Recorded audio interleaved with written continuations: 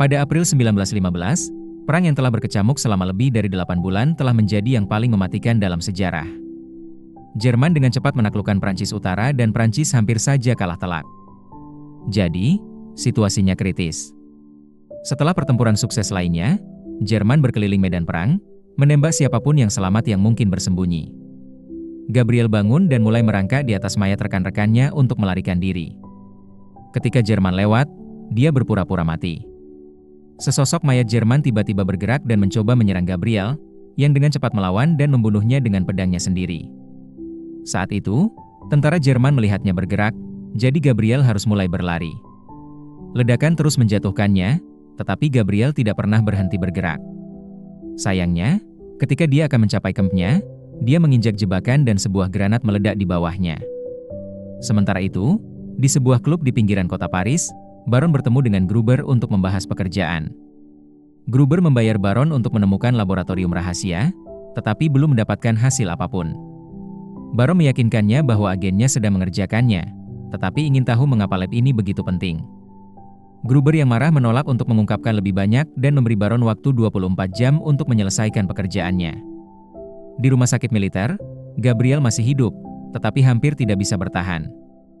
Seorang dokter mengatakan kepadanya bahwa istrinya datang mengunjunginya.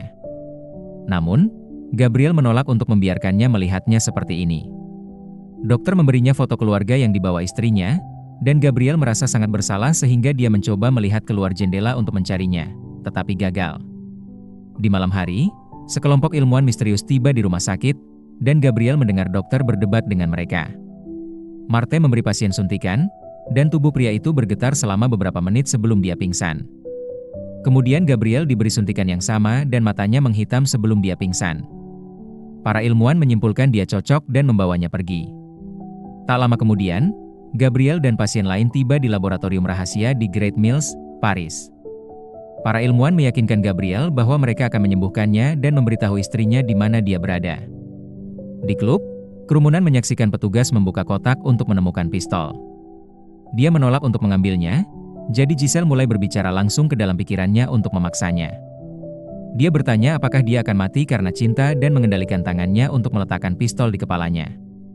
Setelah hitungan mundur, dia memaksanya untuk menarik pelapuknya, tetapi tidak terjadi apa-apa. Giselle kemudian menciumnya dan membuka mulutnya untuk memperlihatkan peluru, mengesankan penonton dengan trik sulapnya. Setelah pertunjukan, Baron berbicara dengan Giselle untuk memintanya mendapatkan informasi yang dia butuhkan dari teknisi lab. Giselle tidak senang dengan pekerjaan ini, tetapi setuju untuk mempercepat prosesnya setelah Baron mengembalikan kuncinya. Di tengah malam, Gabriel terbangun karena mendengar seseorang berteriak. Dia menggunakan alat operasi untuk membuka kunci dan meninggalkan kamarnya, dengan hati-hati menyelinap agar tidak terlihat. Ketika dia mendengar penjaga datang, dia memasuki ruangan acak dan menemukan mayat pasien lain. Ada darah di wajahnya dan pembuluh darahnya menghitam. Saat Gabriel pingsan karena syok, para ilmuwan menemukannya. Keesokan paginya, Giselle mengambil foto seorang teknisi laboratorium dan mulai menggunakan kekuatannya, yang membuat matanya hitam. Dia menyuruh pria itu berjalan di sekitar lab dan melihat peta gedung, yang segera dia tulis. Dia juga menyalin beberapa informasi dari beberapa dokumen. Ketika dia mencoba memasuki ruangan lain, teknisi itu dihalangi oleh rekan kerja karena dia tidak memiliki izin. Giselle membuatnya meminta maaf dan mengakhiri mantranya. Kemudian, Baron memeriksa informasi yang dia peroleh dan mengirimkannya kepada Gruber. Saat Gabriel terbangun, dia dikunjungi oleh Kolonel Mireau, direktur laboratorium. Dia menjelaskan bahwa mereka mencoba menyelamatkan pasien lain, tetapi dia tidak sanggup menjalani perawatan. Laboratorium sedang mengembangkan serum dengan khasiat unik yang dapat membuat Gabriel pulih sepenuhnya, tetapi dia harus memilih antara mengambil risiko atau pulang dengan wajah cacat. Jika serum berhasil, tubuhnya akan ditingkatkan dan dia akan dikirim untuk bergabung dengan unit elit yang dikenal sebagai Sentinel. Gabriel setuju untuk menjalani prosedur, jadi dia dibawa ke ruangan lain di mana tubuhnya diikat ke meja. Mereka menyuntikkan serum ke dalam tubuhnya dan pembuluh darahnya menghitam sebelum dia mulai mengalami kejang. Para ilmuwan kehilangan harapan dan bersiap-siap untuk menembaknya untuk mengakhiri penderitaannya. Tetapi pada saat itu, kejang berhenti dan para ilmuwan menyadari bahwa jantungnya telah dilepaskan. Tiba-tiba, tim tentara Jerman yang dipimpin oleh Gruber menerobos masuk ke gedung dan mulai membunuh para ilmuwan dengan senjata dan penyembur api. Mireau memerintahkan anak buahnya untuk mengumpulkan semua dokumen penting di serum dan mengungsi. Kemudian dia mengambil buku berjudul Project Atlas dari brankas. Seorang penjaga mencoba melawan, jadi Gruber menangkap seorang ilmuwan untuk digunakan sebagai perisai dan menembak jatuh penjaga itu. Gruber juga menemukan teknisi lab yang digunakan untuk kebocoran informasi dan membunuhnya. Tentara Jerman mencari semua meja dan laci, tetapi mereka tidak dapat menemukan dokumen terkait serum. Seorang tentara menemukan dua ilmuwan utama di balik formula dan membakar mereka dengan penyembur api. Sementara itu, Marthe bersembunyi di bawah meja Gabriel. Seorang tentara Jerman masuk dan menusuk mayatnya untuk berjaga-jaga. Tiba-tiba, Gabriel terbangun dengan mata hitam dan mencengkeram leher prajurit itu, meremasnya hingga tewas. Tak lama kemudian, lebih banyak tentara masuk, tetapi mejanya kosong. Gabriel muncul di belakang mereka, dan seorang prajurit mencoba menghajarnya, tetapi dia dengan mudah mengalahkannya. Prajurit lain berhasil menembak Gabriel beberapa kali, namun ini tidak cukup untuk menghentikannya. Dia pun menghajar mereka semua dengan refleks dan kekuatan yang ditingkatkan yang bahkan memungkinkannya memecahkan pilar dan perabotan. Setelah semua musuh jatuh, Marthe mencoba mendekatinya, tetapi Gabriel juga mencengkeram lehernya. Untungnya, dia tersadar tepat waktu untuk melepaskannya. Beberapa jam kemudian, pasukan Jerman pergi, dan Mireau menyadari seluruh proyek telah dihancurkan. Gabriel tidak sadarkan diri tetapi stabil. Namun, Mireau mengirim utusan untuk memberitahu istri Gabriel, Irene, bahwa dia meninggal. Dalam mimpinya, Gabriel melihat seorang tentara Jerman misterius yang berbalik bertanya, "Siapa kamu?" Dia kemudian terbangun dengan mata hitam lagi. Di sebuah benteng di Jerman, prajurit misterius ini diberitahu tentang hasil misinya. Ketika dia diberitahu bahwa ada penjaga baru, dia mengaku dia sudah merasakan kehadirannya. Beberapa waktu kemudian, Mireau mengobrol dengan seorang jenderal dari militer yang mengkonfirmasi adanya mata-mata dalam proyek tersebut. Pasukan mereka telah menyadap pesan Jerman yang memberi mereka nama Gruber. Jadi, Sentinel harus bersiap-siap untuk menemukannya. Sementara itu, Marthe memeriksa luka Gabriel dan menyadari betapa cepatnya dia pulih.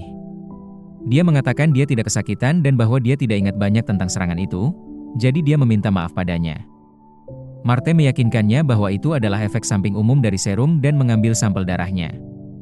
Melihat tatonya, dia menyadari bahwa dia pernah dipenjara. Ketika Gabriel hampir pulih, Mireau mengumumkan bahwa dia akan dipindahkan ke kamp Sentinel. Gabriel ingin bertemu keluarganya sebelum pergi, tetapi Mireau menjelaskan bahwa mereka percaya dia sudah mati. Proyek Sentinel adalah rahasia dan warga sipil tidak boleh mengetahuinya. Setelah perang berakhir, Gabriel akan diizinkan bertemu mereka lagi. Gabriel marah akan hal ini, jadi Mireau menunjukkan bahwa Jerman dapat membahayakan keluarganya dan menolak merahasiakannya akan membuatnya menjadi pembelot. Di laboratorium, Marthe melakukan beberapa tes dengan darah Gabriel dan menemukan bahwa sel-selnya menyerap serum tersebut, padahal seharusnya tubuh mengeluarkannya setiap beberapa jam. Dia menelepon Mireau dan memberitahunya tentang anomali itu, mengatakan Gabriel sebaiknya tidak menjalankan misi dulu. Di saat yang sama, Kapten Bonnefond tiba untuk memulai penyelidikan yang dapat membawa mereka pada mata-mata itu, jadi dia menginterogasi semua orang dan bertanya tentang proyek Atlas. Di kota, Giselle dikunjungi oleh pacar rahasianya, Louisier. Dia ingin mereka melarikan diri bersama, tetapi dia takut lepas dari kendali Baron. Seorang tetangga mendengar seorang pria di kamar Giselle, dan kebenaran pun terungkap. Di klub, Baron dengan marah mengancam Louis dengan pisau karena mengganggu seorang wanita yang dianggapnya miliknya, menyuruhnya meninggalkan kota tanpa menghubungi Giselle lagi.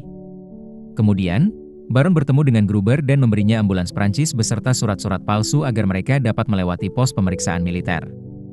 Sementara itu, Irene frustrasi karena dia tidak diizinkan melihat jenazah suaminya dan orang-orang di rumah sakit tentara menolak untuk menjawab panggilannya.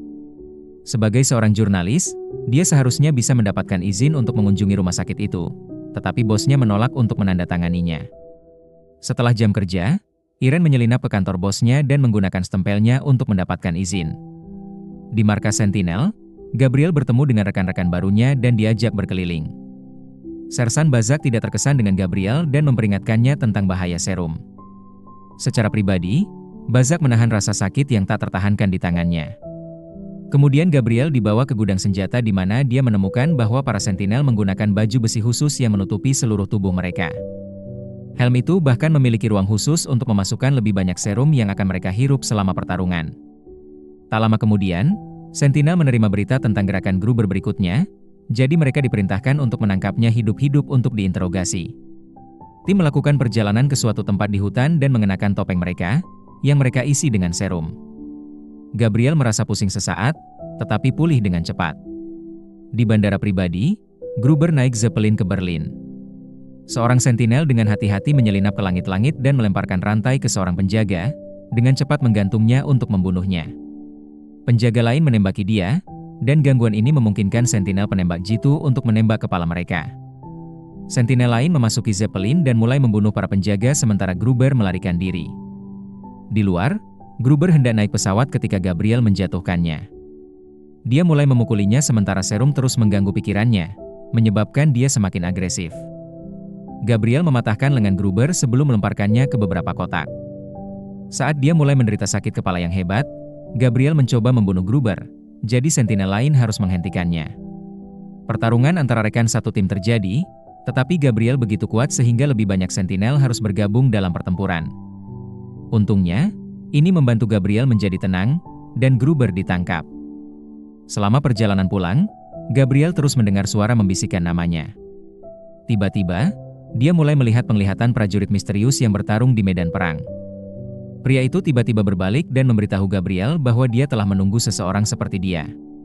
Beberapa waktu kemudian, Gabriel bermimpi tentang tentara misterius yang menyerang ke Prancis. Ketika dia bangun, matanya hitam. Hari itu, Mark datang ke markas Sentinel untuk memeriksa kesehatan semua orang. Hasil tes Bazaj tidak terlalu bagus, tetapi dia bersikeras dia baik-baik saja. Ketika giliran Gabriel, hasil tes fisiknya keluar dengan baik, tetapi dia mengakui mendengar suara dan mengalami penglihatan. Mark mengungkapkan bahwa dia telah menyelidiki sejarah keluarga Gabriel dan memberitahunya bahwa ayahnya sudah meninggal. Gabriel senang mendengar ini karena ketika dia masih kecil, ayahnya membunuh ibunya sementara dia menyaksikannya. Mark berpikir bahwa kemarahan Gabriel yang terpendam mungkin menyebabkan dia kehilangan kendali saat ini. Kemudian, Mark melapor ke Mireau dan bertanya apakah dia pernah mendengar tentang serum yang menyebabkan penglihatan sebelumnya. Mireau menyangkalnya terlalu cepat, meskipun Mark ingat beberapa ilmuwan yang sekarang sudah meninggal menyebutkannya. Setelah itu, Mireau menginterogasi Gruber, yang menolak untuk berbicara. Tangan kanan Mireau di akhir cerita mulai menyiksa Gruber untuk mendapatkan informasi, tetapi Gruber telah dilatih untuk mengatasi rasa sakit. Dia hanya menyuruhku untuk memeriksa garis depan. Interogasi dihentikan oleh Bonnefond yang mengumumkan bahwa Gruber berada di bawah yurisdiksi polisi, jadi dia adalah tahanannya. Di klub, Giselle menghadapi Baron tentang Louis. Baron bersumpah bahwa Louis pergi karena dia menemukan pekerjaan yang lebih baik, tetapi Giselle tidak mempercayainya. Kemarahannya menyebabkan lampu berkedip dan benda-benda di dalam ruangan bergetar. Saat matanya menghitam, sebuah gelas meledak. Giselle memanggil Baron karena mencoba mengendalikan hidupnya dan pergi. Di malam hari, para sentinel mengadakan pesta kecil untuk mengatasi stres. Namun, Gabriel terus pusing dan mendengar suara-suara itu. Bayangan prajurit super yang secara brutal membunuh pejuang Prancis membanjiri pikirannya dan Gabriel berpegangan pada wastafel dengan sangat erat hingga retak. Ketika dia kembali ke pesta, dia mengetahui bahwa sentinel lainnya menghisap sisa serum yang kurang kuat. Gabriel menyelinap keluar gedung dan naik sepeda, berniat mengunjungi keluarganya. Namun, teman-teman barunya menghentikannya agar dia tidak mendapat masalah. Sementara Bonnefond bersiap-siap untuk menginterogasi Gruber dengan mesin penyiksaan khusus, Baron diberitahu tentang penangkapan Gruber. Dia bergegas ke Giselle dan memintanya untuk menghentikan Gruber membocorkan nama mereka. Gruber memberitahu Bonnefond bahwa mata-matanya memiliki bar di pinggiran kota, tetapi tidak ada yang tahu nama aslinya. Sebelum dia sempat mengatakan lebih banyak, Giselle membunuhnya dengan kekuatannya. Kontak dekat dengan kematian ini menyebabkan dia mengalami gangguan mental. Kemudian, dia mencoba untuk menenangkan diri, dan pelayan datang untuk memeriksanya. Giselle kesal dan hampir membunuhnya dengan kekuatannya, tetapi dia melepaskannya di detik terakhir. Memikirkan kata-kata Gruber, Mireau menyuruh Eden untuk menyelidiki garis depan. Mereka mengetahui bahwa tidak ada kabar dari unit ke-105, jadi mereka mengirim penjaga. Ketika mereka berhasil mencapai garis depan, mereka menemukan semua tentara Prancis tewas dengan cara yang paling mengerikan. Mayat kehilangan kepala, anggota tubuh, atau dibiarkan tergantung di dinding. Gabriel sakit kepala dan mulai melihat bayangan tentara misterius yang membunuh semua orang di sana. Di dalam sebuah gedung, mereka menemukan seorang penyintas yang menjelaskan bahwa dia dikendalikan oleh musuh. Para prajurit mencoba menembaknya, tetapi peluru tidak mengenai sasaran.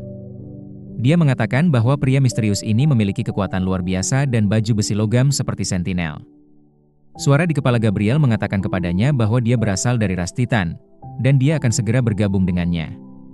Di rumah sakit tentara, Irene bertanya tentang suaminya dan dokter meyakinkannya bahwa dia tidak menderita. Ketika dia meminta untuk melihat jenazahnya, dia diabaikan.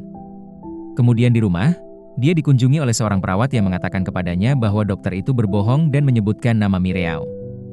Bos Irene ingin memecatnya karena memalsukan izin, tetapi dia meyakinkannya bahwa sikapnya yang berani dapat membawa cerita yang lebih berbahaya ke surat kabar.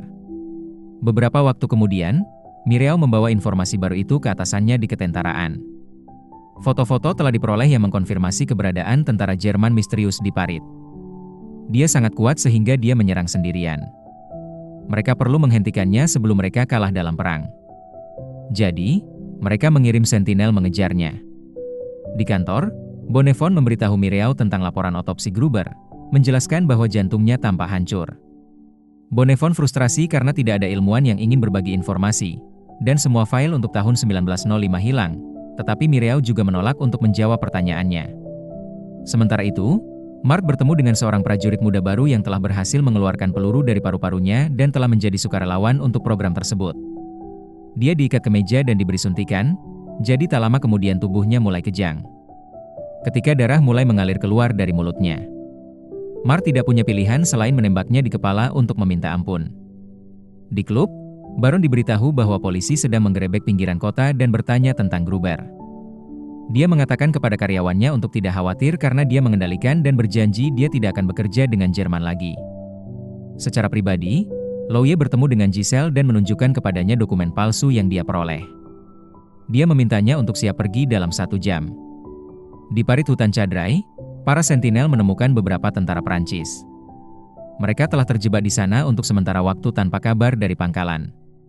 Para sentinel menanyakan arah ke sebuah pabrik di daerah itu, dan para prajurit memperingatkan mereka untuk tidak pergi ke sana karena ada iblis haus darah yang membunuh siapapun yang terlalu dekat.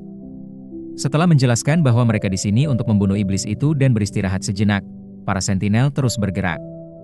Akhirnya, kelompok itu berhasil mencapai pabrik yang ditinggalkan dan menemukan mayat tergantung di mana-mana. Tiba-tiba, prajurit super itu melepaskan tembakan dari bayang-bayang, jadi para sentinel berlari untuk berlindung dan menembak balik. Baku tembak berlangsung selama beberapa menit, jadi tim sepakat untuk berpisah. Beberapa sentinel mengalihkan perhatian musuh dengan lebih banyak tembakan sementara yang lain mencoba mengejutkannya dari belakang. Sayangnya, lawan mereka melihat mereka datang dan menembaki mereka juga. Tak lama kemudian, semua serum di Hell menyebabkan Bazak pingsan dan dia mulai muntah darah. Dia mengatakan kepada timnya untuk melanjutkan tanpa dia sementara dia beristirahat untuk memulihkan diri. Tangannya mulai gemetar, jadi perlu beberapa pukulan untuk mengendalikannya. Penundaan ini memberi prajurit misterius waktu untuk bersembunyi. Di belakang mesin besar, mereka menemukan seorang tentara Prancis yang ditusuk dan masih hidup. Tiba-tiba, musuh mengendalikan pikiran pria itu dan memaksanya untuk mengaktifkan granat. Ledakan besar terjadi, melemparkan kembali setengah tim. Saat Gabriel mencoba untuk pulih, dia memiliki penglihatan tentang prajurit misterius yang mendekati rekan satu tim dari belakang. Dia berteriak untuk memperingatkannya, tetapi dia terlalu jauh. Musuh menyerang sentinel, dan pertarungan sengit terjadi, tetapi tidak peduli seberapa banyak sentinel mencoba, prajurit misterius itu terlalu kuat dan melemparkannya ke pagar. Kemudian dia mengeluarkan pisau ganda dan menikamnya dari belakang, yang dapat dilihat Gabriel dalam penglihatannya. Prajurit misterius itu melemparkan mayat dari menara sebelum menghilang, dan para sentinel mengucapkan selamat tinggal terakhir kepada teman mereka sebelum dia meninggal dalam pelukan Bazak. Kemudian di pangkalan, sentinel yang gugur diberi pemakaman yang layak. Namun, para petinggi masih menolak untuk menghubungi keluarga, mengatakan itu akan dilakukan setelah perang berakhir. Baza secara pribadi berterima kasih kepada rekan satu timnya karena tidak memberitahu bos mereka tentang pingsannya. Sementara itu, Mireau memberitahu atasannya bahwa prajurit misterius itu memiliki kemampuan pengendalian pikiran, yang biasa mereka lihat di Project Atlas. Mireau diberitahu untuk menyimpan rahasia untuk saat ini karena Bonaf masih menyelidikinya. Bonaf saat ini mencoba memahami kode dari buku catatan Gruber dan menyadari bahwa halaman terakhir menyebutkan pengiriman material yang terkait dengan penggerbekan lab. Dia bertanya kepada Eden tentang hal itu, tetapi pria itu bersumpah tidak ada yang hilang setelah serangan itu. Setelah itu, dia melihat lebih dekat tubuh ilmuwan utama yang terbakar dan melihat beberapa kejanggalan pada giginya.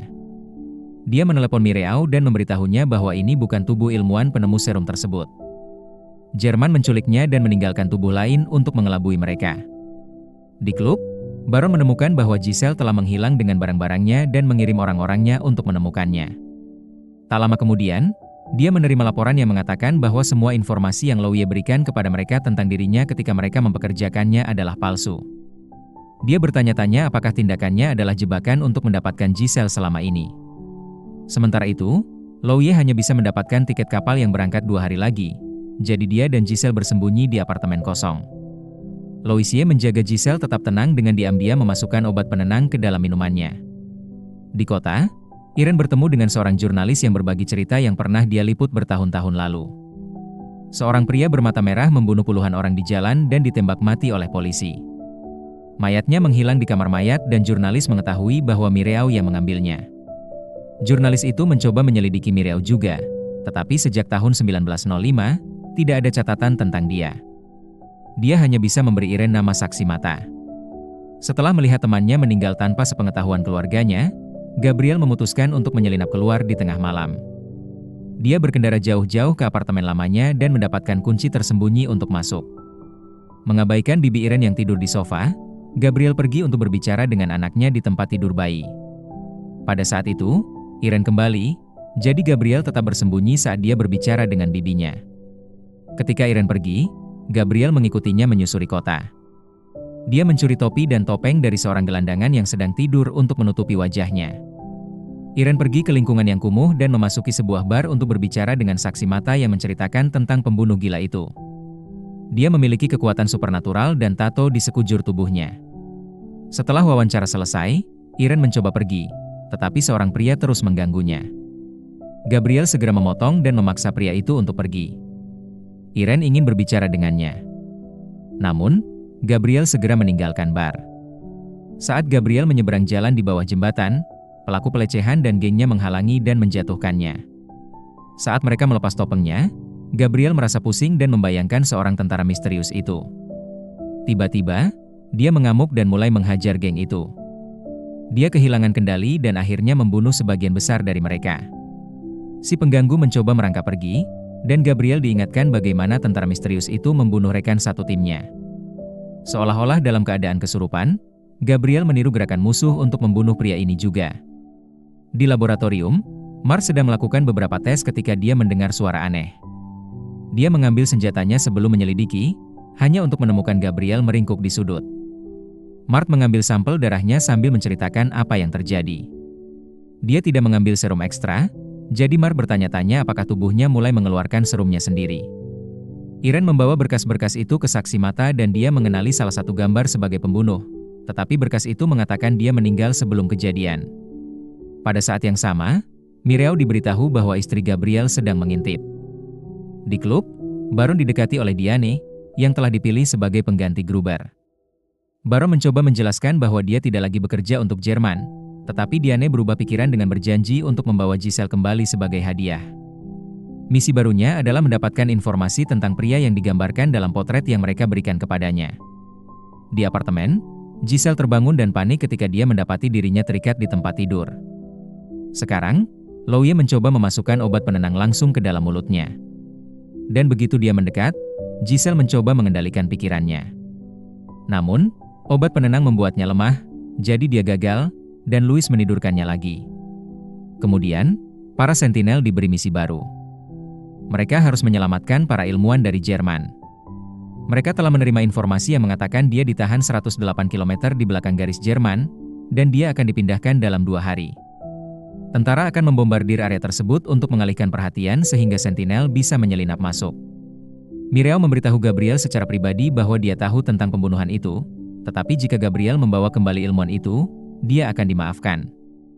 Akhirnya, para sentinels berhasil mencapai garis depan di Bole.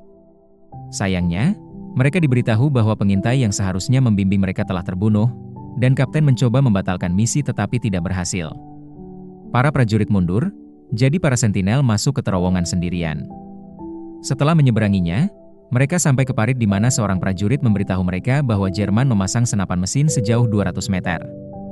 Para sentinel mulai melintasi medan perang dengan hati-hati sambil menunggu serangan mendadak, tetapi tidak terjadi apa-apa.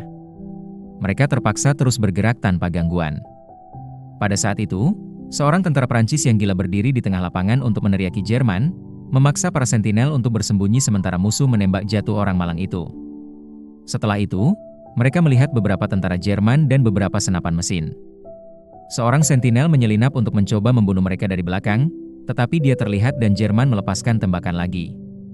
Gabriel dan teman-temannya membalas tembakan untuk menjatuhkan orang-orang dengan senapan mesin sementara rekan satu tim mereka membunuh lawan yang bersembunyi.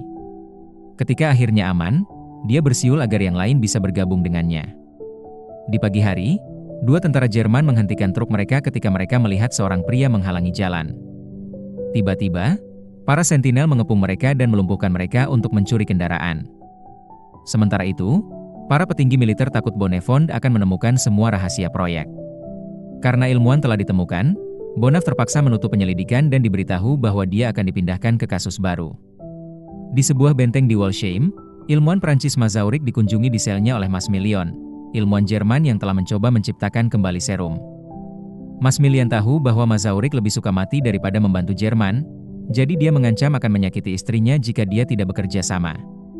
Mazauric tidak punya pilihan selain setuju untuk membantu. Jadi, Maximilian membawanya bertemu dengan prajurit misterius itu. Dia akhirnya melepas helmnya sambil mengatakan bahwa Mazauric sudah mengenalnya. Para sentinel sedang dalam perjalanan ke benteng ketika mereka menemukan jalan diblokir oleh tentara Jerman. Sebagian besar tim bersembunyi sementara Claremont berpura-pura menjadi orang Jerman juga, menunjukkan dokumen-dokumen yang dia temukan di truk. Sayangnya, dokumen-dokumen itu telah kedaluarsa dan Jerman ingin melihat bagian belakang truk. Para sentinel tidak punya pilihan selain keluar dan melepaskan tembakan. Berkat refleks mereka yang semakin baik, mereka dengan cepat membunuh semua tentara Jerman dalam hitungan detik, tetapi Claremont tertembak dalam prosesnya. Di Paris, Irene bertemu dengan kontaknya lagi, dan kali ini dia membawakan berkas Mireau. Ini sangat sulit baginya sehingga dia mengumumkan bahwa ini adalah pertemuan terakhir. Dalam perjalanan pulang, Irene didekati oleh Etienne, yang menyuruhnya berhenti menyelidiki atau dia akan mendapat masalah. Sementara itu, seorang polisi mengenali potret Baron sebagai Gabriel.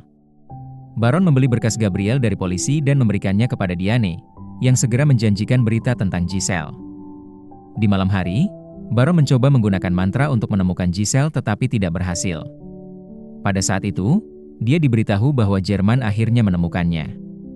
Di selokan, Louis hendak menyerahkan Giselle kepada Jerman, tetapi pada saat itu, Baron dan pengawalnya tiba. Mereka melepaskan tembakan dan Jerman menembakkan beberapa peluru sebelum melarikan diri. Kemudian, Baron menembak kaki Louis dan meminta informasi, tetapi Louis mengatakan dia hanya mengambil uang itu tanpa mendapatkan nama apapun. Baron ingin membunuhnya. Namun, Giselle menghentikannya. Ketika mereka kembali ke klub, Giselle menggunakan kekuatannya untuk memaksa Louis menghapus diri sendiri. Di laboratorium, Mart mengira dia telah membuat terobosan dengan serum. Dia diganggu oleh Mireau, yang memberitahunya bahwa mereka telah membawa subjek tes berikutnya. Namanya Arya, dan dia terpidana mati karena pembunuhan. Dia setuju untuk mengambil serum karena itu satu-satunya kesempatannya untuk bertahan hidup.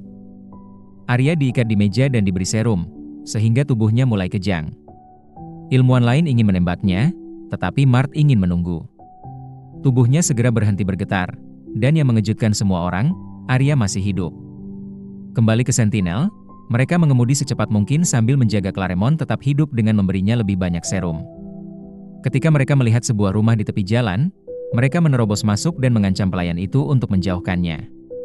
Gabriel menggeledah kamar lain untuk berjaga-jaga dan dikejutkan oleh seorang wanita, menyebabkan tubuhnya bereaksi agresif. Saat dia mencengkeram lehernya, dia mengingat kejadian dengan Mart dan membiarkannya pergi. Setelah itu, Bazak mencoba mengeluarkan peluru dari luka Claremont, tetapi dia terlalu gemetar. Pelayan itu secara sukarela membantu dan dengan cepat mengambil peluru sementara para pria menahannya. Beberapa jam kemudian, Claremont merasa lebih baik, tetapi dia terlalu lemah untuk bertarung. Bazak menyuruhnya untuk kembali sementara dia dan Gabriel melanjutkan misi. Setelah mengemudi sebentar, keduanya meninggalkan truk dan melanjutkan berjalan kaki agar tidak terdengar. Saat mereka melintasi hutan, Bazak mulai merasa pusing, tetapi dia bersikeras mereka harus terus berjalan. Menjelang malam hari, mereka akhirnya cukup dekat dengan benteng dan harus menyelinap dengan hati-hati karena penjaga di area tersebut. Mereka mendekati gedung dari belakang dan curiga ketika mereka tidak menemukan penjaga, tetapi mereka tetap bergerak maju. Menggunakan lubang di langit-langit, para sentinel masuk ke dalam benteng. Sayangnya, prajurit misterius dan timnya sedang menunggu mereka di terowongan dan segera menangkap mereka. Beberapa menit kemudian, Gabriel yang dirantai dikunjungi oleh prajurit super, yang menjelaskan bahwa dia dulunya adalah bagian dari proyek Atlas Mireau. Setelah melepas helmnya, pria itu mencengkeram rambut Gabriel dan mengatakan mereka dapat selamat dari eksperimen berkat anomali dalam darah mereka. Serum itu hanyalah pemicunya. Prajurit super berjanji untuk membuat Gabriel lebih kuat dan memasang topeng di wajahnya, menyebabkan dia berteriak. Gabriel melihat sebuah penglihatan dirinya ditembak oleh tentara Prancis sementara penculiknya mengatakan bahwa tentara akan ingin membunuhnya ketika mereka mengetahui siapa dia sebenarnya.